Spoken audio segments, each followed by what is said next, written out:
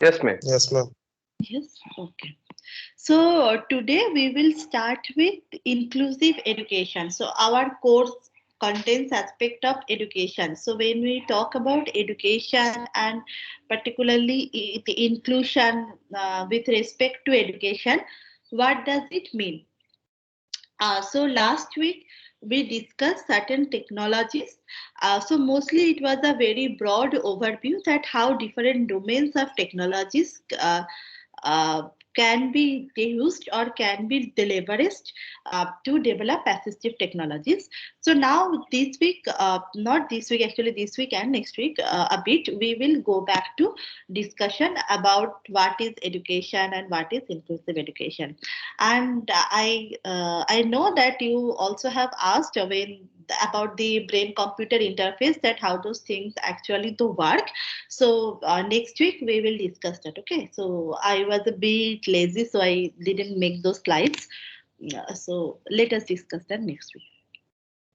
So this is a picture. So this picture and the line is taken from the United Nations the educational goals, that every child has the right to quality education and learning. We all know that, but what does it actually mean? Saying like every child has a right to inclusive education, and how far are we from that? Everyone is different.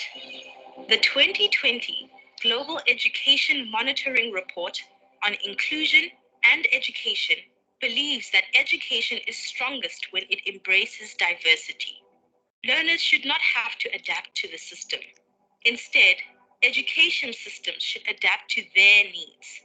When students do not feel welcome in school, they are less likely to learn. This is everyone's loss.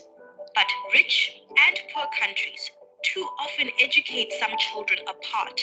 Children who have a disability, have been displaced, speak a different language, or are poor and disadvantaged. School design may favor some students over others, as do many laws and policies. Teachers are often ill-equipped to cater for students' diverse needs. Children may not recognize the way they are portrayed in textbooks. Some may not see themselves there at all. They receive the message that they do not belong. Testing sometimes follows a narrow vision of education, and consequently, some students leave education earlier than they should. These are complex problems to solve, but a belief in the right to education is a belief in inclusion. Children have different learning speeds and needs. They need curricula that are flexible, creative, and relevant. How we prepare teachers matters. They must be given the tools and training to achieve our vision for reform. The resources we know can help the marginalized, educators, support staff, and equipment should be shared so that everyone can benefit. Better data on those left behind will help us reach them. Disadvantages often accumulate. We can't address inclusion one group at a time. Redressing these disadvantages requires funds. These must be equitable and target individual specific needs. We must work together on these tasks across government ministries, from central to local authorities, with civil society supporting governments, and schools opening doors to the community. Inclusion in education requires a change in mindset in society, so that education for all means education for everyone without exception. Achieving this is everybody's business, including yours.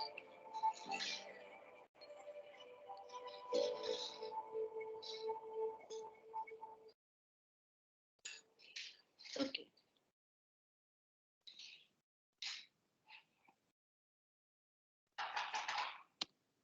So when we talk about inclusive education, disability is the single most serious barrier to education across the globe. As we have also seen this in when we discussed the world statistics about disability, right? That children with disability are systematically left behind. Inclusive education allows students of all backgrounds to learn and grow side by side to the benefit of all, as we have seen in the video. So here, this is a very important phrase, to the benefit of all. Lots of time we think like when we are making classrooms like one step more close towards the inclusion, we generally think in the term of cost. That okay, if I want to build a ramp in my school building, what will be the cost? That means if I want the school building to be inclusive for children with wheelchair, what will be the cost? But the thing is that it has been seen again and again in educational studies that when you have inclusive classrooms, it is not only that the people with disability or people from marginalized groups, they are benefited. Actually, the inclusive environment, the sense that we all are together, we all are equal, and see a person say with disability also learning side by side in the classroom is actually beneficial for a regular child also. Beneficial not only means I am not saying moral development, but as the overall development and educational outcome. And the, inclusive education, as we have seen in the video, it means that inclusion of different marginalized and underprivileged group, not only for children with disabilities, but as we are concerned with disabilities, we will focus on that. So now, why inclusive education is important? It is a right according to the Child Rights Commission and the UNCRPD document, that is the Commission for Rights to Persons with Disabilities. Inclusive education is a right of every child. It is also a global commitment. So it was part of this the MDG Millennial Development Goal #2, and it is also part of the Sustainable Development Goals 2030. So the goal 4 is dedicated towards quality education. It is economically good, although we think like we need to spend more, but actually if you see in the long term return, just like we have seen, the in world statistics related to disability, that making website accessible actually increases profit. It is not like, even if we think it just in the monetary term, still it makes sense. And of course it is good socially, because what a society will be if we leave a significant part of our fellow members behind. So this is a statistics till 2012. So it was available till 2012 because of these reports and all. So it shows that number of out of school children of primary school age, how the number has varied from 1990 to 2012. So if you see, these represent the number in millennials. This is the timeline, and this is the different region of the world. So this is South and West Asia. That is the our part. The Sub-Saharan Africa, so which is considered one of the poorest regions, and then the rest of the world. So as we see, the number of out of school children have primary school age has decreased more or less across all the region. It has decreased. In some region it has decreased more, like in this part. Some region it was less from beginning, and some region it has not decreased at that rate, but although overall the trend is decreasing. But if you see, this is the out of school children versus who have a disability. And if you see the net attendance rate, while these out of school children have number decreased, their attendance rate has increased. This blue line. This dark blue line shows what is the case for children with disability. So children with disabilities, irrespective of whether the global trend in the total number of out of school children is decreasing or not, are always the last to go to school. If you recall, in the world statistics also,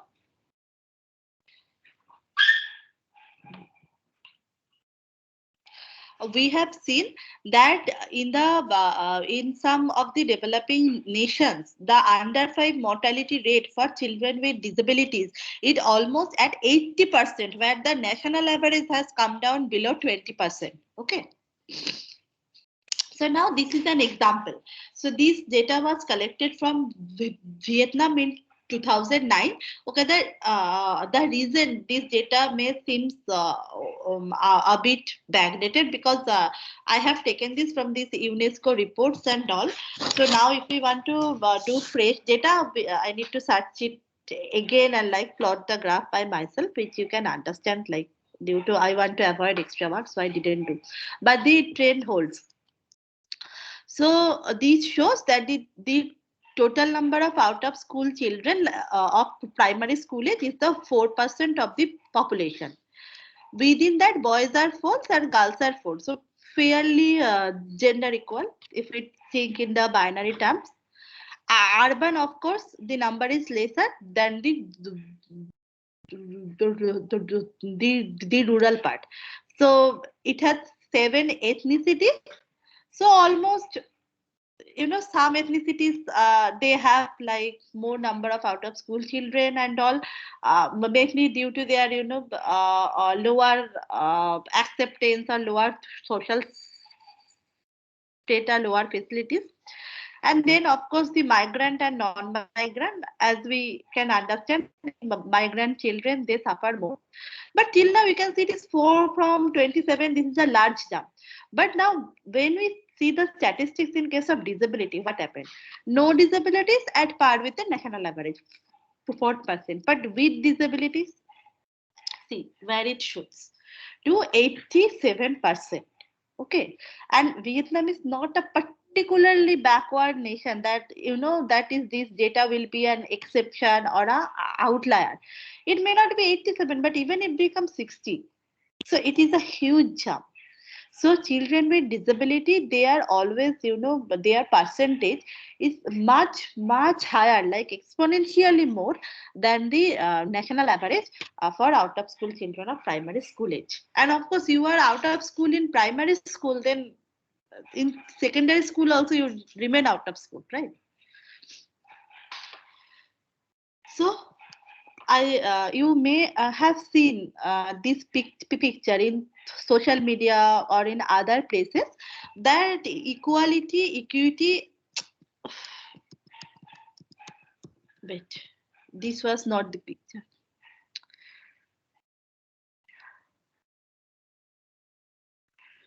Accidentally, I have this. I have.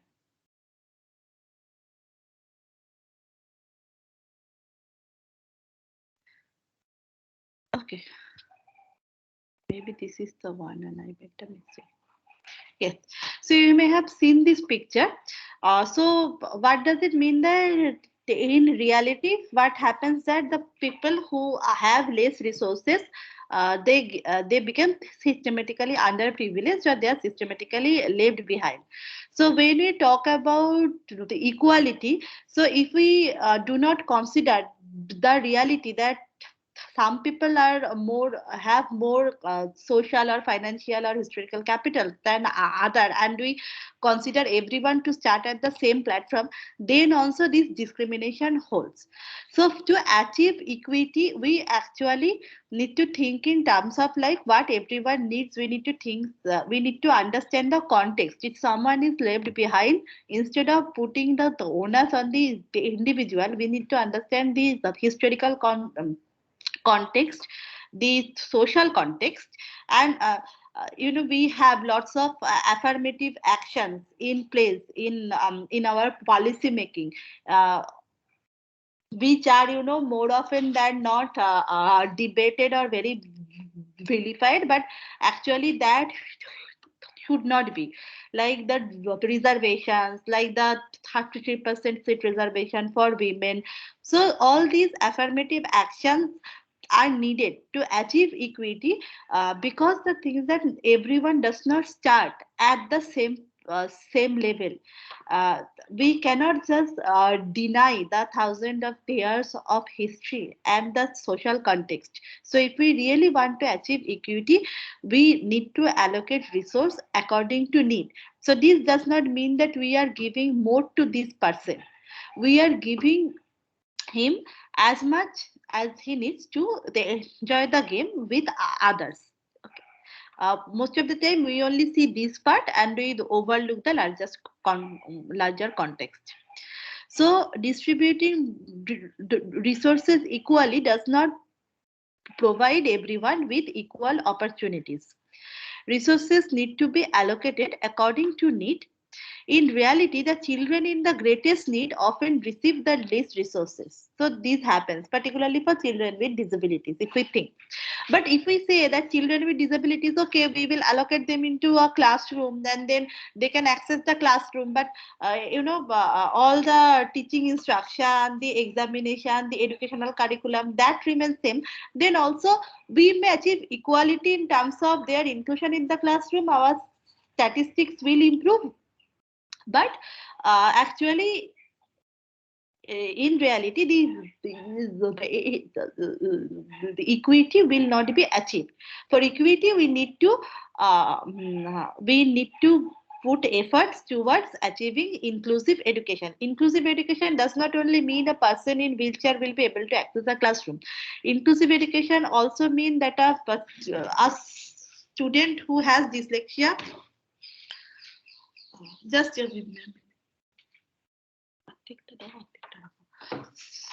student who has dyslexia will be able um, uh, will be able to access the educational materials, and it will be made accessible, like it will be customized or modified according to her need.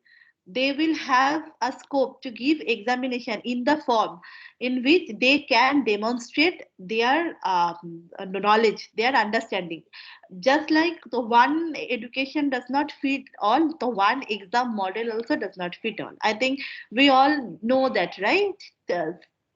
Some of us prefer certain kind of evaluation over others, and that is not because some evaluations are easier to attempt to it, because something suits us more than the other forms.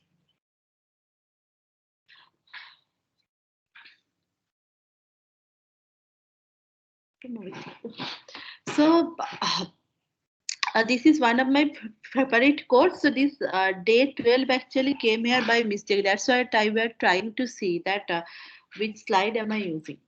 So the educating is an act that uses the love to feel the unknown. So generally these two terms, education and love, they does not go they do not go hand in hand. uh, but actually it should be, because if there is no mutual love and respect, so love does not have only the unidimensional meaning, right? Mm, love and respect like from between the teacher and between the educator and the students, then the purpose of the education will not be there. So if we think that we are pitying, like, or we are doing charity by educating a child with disability, then actually the act of education remain incomplete, right? So Paulo Freire, if you search, so he is one of my favorite philosophers. Actually, he is not a philosopher, but he was a great teacher, and he has done many, legendary works in the education. And education does not mean in like in school classroom or school exam. So he also said that education has a responsibility to make the society more inclusive.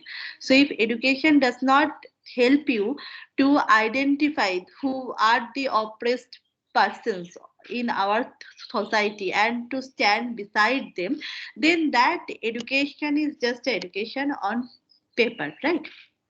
So he said education is freedom, as we can also realize that educating or understanding concepts also frees our mind for different from different inhibition from different wrong concepts that we may have. And therefore education is an act of love, and thus is also is an act of courage. So as love is itself an act of courage, because if you are trusting another person, you are imparting knowledge on another person, you are making some assumptions on the intellectual and mental abilities of another person. So that is why if you doing an act of love, you are also doing an act of courage, because education also teach you to stand up for the marginalized and to stand against the oppressive structures. So as what inclusive education means for children with disabilities, it can we can discuss, but it is better to understand from a person with disability himself. So let us see. If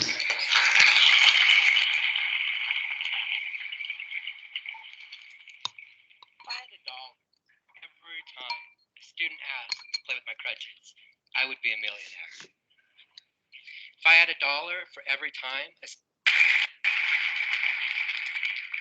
I had a dollar for every time a student asked to play with my crutches, I would be a millionaire. If I had a dollar for every time a student asked about my disability, I'd be dirt poor. When I was born, I was diagnosed with cerebral palsy, and let me just say, thank God for Breaking Bad. That was the first time that I had seen a character that I could relate to and that also looked like myself. I'm here today to talk about who I am, how my disabilities impacted me growing up, and why it's important to raise awareness of disability in the classroom. Now, for the average elementary and middle school student, recess is their most favorite part of the day. Football, basketball, soccer, what's not to love? Every day I would see my classmates come back into the classroom with blood stains or grass stains on their knees. But you didn't see any red or green on these knees. Now, one of my favorite activities in middle school was PE.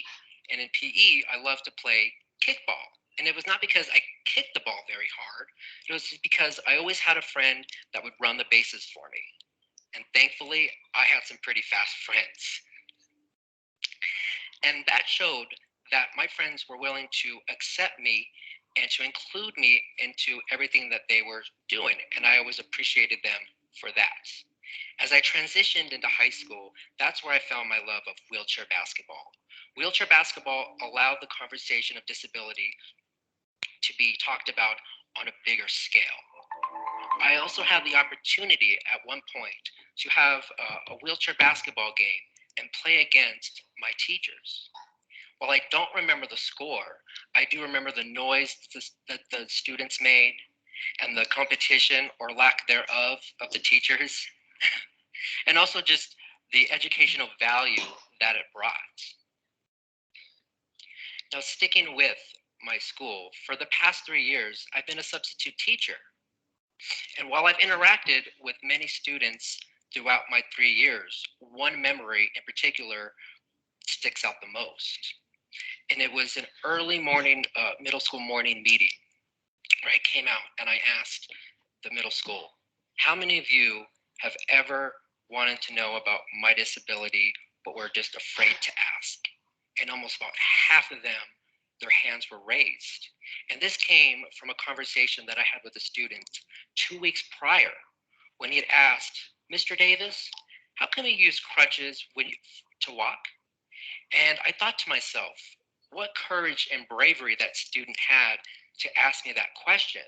And I also realized how many more students like him are curious about my disability, but are just too afraid to ask. And so, going back to the morning meeting, I began to talk to them about my disability. And as I began to talk, I saw their faces go from intrigue to understanding. And so, in my experience growing up with a disability, I've learned that we all have disabilities, no matter if it's physical or not. We all suffer from uh, depression, anxiety, bipolar. Each one of us has a disability. It's just not as apparent as a physical one. So my call to action to you today is this: ask questions. Don't be afraid to have conversations in the classroom or outside about disabilities and getting to know one another's. After this, I'll be in the lobby. We can play some basketball, or you can ask me a question. Okay, so thank you for watching this. So school does not only mean where you get to learn the subjects, right? So if it would have been just that you need to finish the syllabus, then online classrooms were doing pretty good, at least for us. I am not speaking about the connectivity issues and the access to laptops and things like that. But why do we miss the offline classes, the campus? Because of the other activities also that comes when we think about an educational institution, or the interactions, or seeing each other. So when we talk about education, we also need to understand that education is not only about, okay, now the person can complete the syllabus. Education is about the holistic whole experience, because you have learned equally during the play sessions in your school as much as you have learned in the classrooms completing the syllabus, right? So Eric Fromm's has a book called The Art of Loving, and it has four main tenets. So I found those to be very related to the perspective of education too. The first of all, care. So just as important in loving, care is also important in the education. So it makes sure that the student is provided with the intellectual, emotional and physical resources. So education is not only about intellectual resources, it is also about understanding the emotional state of the person whom you are educating, and the accessibility to the physical resources as well. Because if we do not understand the emotional state, then however, like, we may push a person that, okay, you are not learning, you need to learn, you need to do hard, we may actually break the person instead of actually educating the person. We know that we all have fetish towards, being hard, and if no, then once you are break, only then you can, restructure yourself, these kind of things. But this does not work actually for most of us. If it would have worked, then if not, that would have become the norm. We see this in the exceptional cases to be successful, because it does not work for most of us. Then second is the responsibility. So the responsibility does not mean, taking responsibility for the needs, like in care, but also responding to the needs of the students. So in most of our classrooms, especially in the primary or middle schools, do not have enough, are not equipped enough, like large teacher student ratio, huge syllabus, limited time, a number of the evaluations, class tests, grading. So the most important thing, that responding to need of each student, that somehow is overlooked. Then respect. considering the one whom I want to educate as someone different from me, someone with her own life process and whom I can only influence through tool of communication that respect her autonomy and assume that our relationship is first and foremost a free exchange. So generally when it comes to the education, we are taught to respect the educator. But respect is a bidirectional process. The educator, or as an educator, you also need to respect the student. Because see, everyone is different. Everyone has different way of thinking, way of perceiving the world, way of make sense of it, and making their own trajectory. So I can only influence, just like I am trying to do now, but I cannot change you, or I cannot force you to agree with me or to change how I like. That will actually do more harm than good, right? So only after the educator recognizes the autonomy of the children. Yes, that does not mean the autonomy does not mean disturbing the class, bunking the class, do not giving the writing properly in exam, those are not autonomy. So generally these things, also you need to keep in mind the age or the background of the students.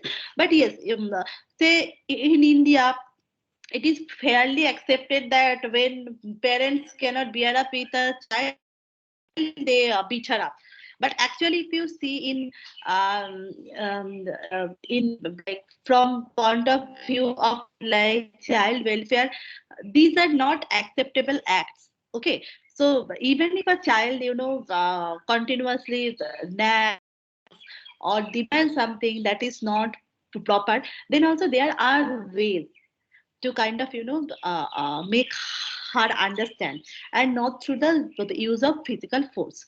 So that is why education is a first and foremost a free exchange. And then knowledge or the limit of it. So rational knowledge has a limit, and it must be accepted that the models of science and philosophy cannot encompass the whole mystery of reality and existence. Okay, this is not to say any spiritual things. It is just like, our thinking, whether say we have seen in the case of disability, how we think about disability, or in the scientific model. So these are continuously evolving and changing, and there are certain things that we have not yet been able to explain, say with mathematical models. So I am not saying like these are spiritual thing or mystic thing or supernatural thing, nothing. So just we are not there yet. Okay, so every educator also need to understand that knowledge has the limit to it, and we cannot explain away everything with the knowledge that we have, or at an individual level we have. So, or in the other word, no one knows the last word. Okay, so so now what do we specifically mean by inclusive education? Let us see what it is not. It is not keeping children with disabilities out of school. So this is exclusion. We all know it, right? So these are the regular children, and this is keeping them out of school. It is also not segregated special education school. The models that we are mostly familiar with. So there are school for the regular children, and there are say special schools, say school for blind, school for deaf, school for autism, school for dyslexia. Okay, that's how it works, right, in our surrounding. So we say these are special school, but there is nothing special. This is actually a form of segregation. So although we think because of our social structure that this is the effective way to do, but it is not. It is actually a very bad form of the education. That is why at the beginning also I said there are lots of debates about even the term special needs education, because these are not special. Why I will tell the need of a child with disability as a special need? Why it won't be count as a regular need? So do I say that when I make school buildings like small staircases so that the little children can climb easily as special structure. We don't like. We have accepted that's how a school for children should be. Then why the special needs child? Okay. Then there are some school which accommodates children with disabilities, but they have their separate classrooms for them. So this is called the integration model. But this is also not the inclusive model. But still we are segregating. Still may not be in different buildings or different school, but inside the same school, say in different classrooms, we are segregating the students. And although it is for us we may think that okay, this is fine, maybe in the special school the children with disabilities, they will be looked after better, they will be provided, if this is a school for blind, they will have more access to braille. But then ask the other question, that why it is the case that a regular school cannot be equipped with braille? Why it is the case that a regular school child will grow up thinking that okay, children who cannot see, they do not belong to my class, and where down the line when the child becomes an adult person or when participate in the social decision making, where down the line that affects. And if it seems very normal to us, instead of disability, think like children with a particular caste or children with a particular race, like it used to happen in our country or in the US. Like, children from a particular background, they were not made to sit with the regular children, or they had to drink from different places, they did not have access to the water. And till this day sometimes we see these unfortunate pieces of things coming into news. So if that is not acceptable, so of course these are not acceptable, right? So then why in case of disability this will be acceptable? It is including all children in what we call the quote unquote mainstream school. So here also this mainstream term is a bit problematic, because when you say something is mainstream, that means there is some marginalized stream. But the idea is that all children, irrespective of their disability, have a right to sit in the same classroom, learn with others, learn with everyone else. Okay, so that is the proper inclusion. So we are still way behind in achieving that, but this should be our goal to achieve. Nothing, no in between compromises.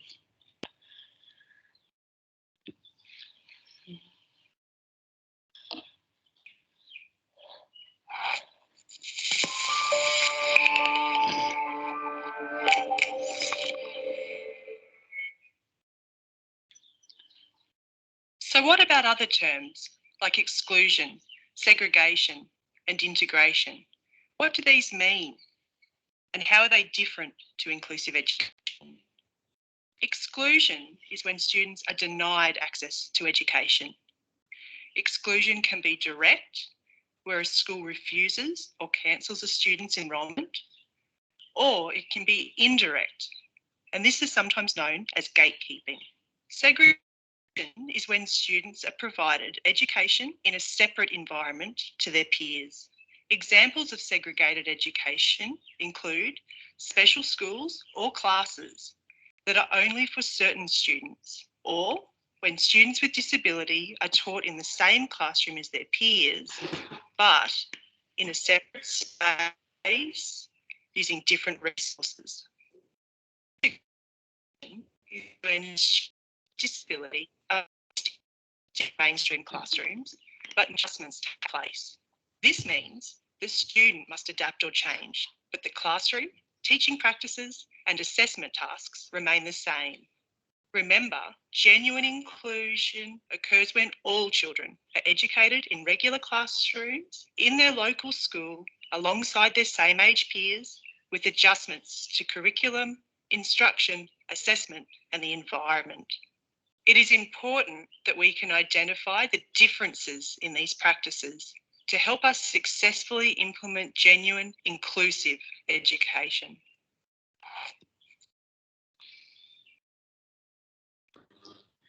Okay. So all students, regardless of any challenges they may have, are placed in age appropriate general education classes that are in their own neighborhood schools to receive high quality education, instructions, interventions, and supports that enable them to meet success in the core curriculum. So all students in their same age appropriate classroom with their the, the peers, and they are in their own locality, because actually what we do not realize that nowadays lots of children, they have to travel a great length to access their schools. Most of you also must have read in schools which requires 40 minutes bus journey and all, but that should not be the case. There should be availability of good schools in each of the neighborhood or localities, because these travels actually tired the children out. And what happens, because that is acceptable, so instead of having many good schools, we only have some selective good schools at some particular spots. And where, as you can understand, not everyone can travel there, especially this when it comes to the children with disability.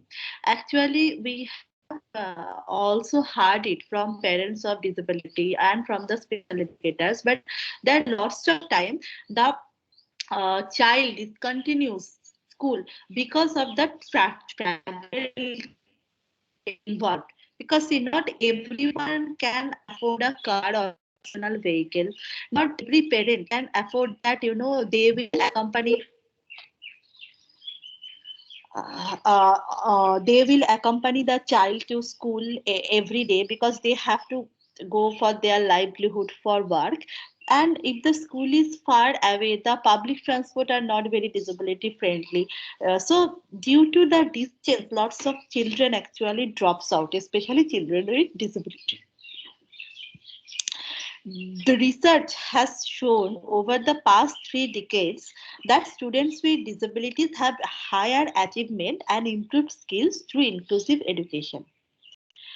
Teachers with more experience, and in the case of teachers, more training with inclusive education, they offer significantly more positive about it.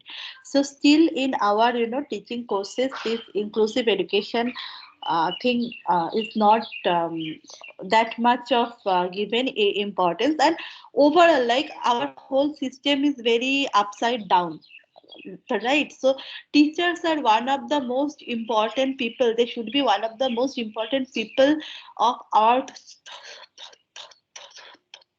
society. And actually elementary and primary school teachers should be the most important people. They should be given the best facilities, based salaries, based encouragement, because they are the person who actually makes the character of the children. They will actually give the life education. When a child is coming to college or university, the child already have some pre-existing beliefs and notions and inhibition. You know, completely overriding it or changing that is very difficult. But why does it happen? Because we systematically we overlook our primary education. If we see, like, we have a feeling like, those who cannot do anything, they teach children, and then those who have better skill, they teach the secondary school children. And then if you are teaching in college and university, does not matter whether you like teaching or not, but you are helped, right? So the whole thing is very upside down, and that actually affects our children, no one else. And that is why nobody wants to go to the teaching profession these days. So how many of you want to be teachers, like taking up it is as a full-time teachers? Very few, I guess. Then parents were some, on average, if parents were somewhat uncertain if inclusion was a good option for their child with disability, but the more experience with inclusive education they had, the more positive the parents are about the children with disabilities. And what inclusive education does, it uses a variety of instructional formats. We will see what are these varieties, like they have particular names, and not these are not, as it may seem now, okay, we have never heard of them. Actually, we have heard about these modes of instruction delivery, these modes of participation, the modes of examination in the other contexts that we will see, but we have never thought that how we can utilize the full potential to make the classrooms more inclusive, ensure access to academic curricular content, and apply universal design for learning. Okay, so just with this slide, I will stop today. If we did not have think about inclusive education, and as we have seen, like, in lots of cultures or in earlier times, there is a practice to eliminate people with disabilities or, outcast them from society. So let us see who would not have existed if we eliminate genetically and other carried impairments.